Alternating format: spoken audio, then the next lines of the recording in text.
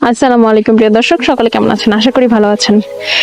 এই যে এই যে আপু, এই যে ভাবি, এই যে মা খালারা, এই যে আপু মনিরা, আপনাদেরকে বলছি, নিজের পাশের মানুষ, প্রিয় মানুষটাকে কি আপনি বুঝতে পারতেছেন? তার মনের অবস্থাটা কি আপনি বুঝতে পারতেছেন?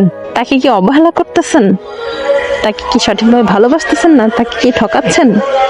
না, এরকম করবেন না। আপনার ভেতরে যতটুকু ভালোবাসা আল্লাহ তাআলা সৃষ্টি করেছেন, সবটুকু ভালোবাসা আপনার প্রিয় মানুষটার জন্য আপনি উৎসর্গ করে দিন। হ্যাঁ, আপনি উৎসর্গ করে দেবেন।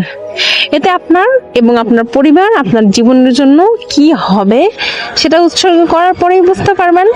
সৃষ্টিকর্তা বলেছে আপনার সকল ভালোবাসা আপনার হালাল স্বামীর ওপর, হালাল বউয়ের ওপর এটা অর্পণ করতে। আপনি আপনার জায়গা থেকে আপনার সকল ভালোবাসা আপনার স্বামীর ওপর, আপনার প্রিয় মানুষটার ওপর আপনি অর্পণ করবেন। বাকি ফলাফলটা আল্লাহ আপনাকে দিয়ে দেবে। বুঝতে পেরেছেন? ধন্যবাদ।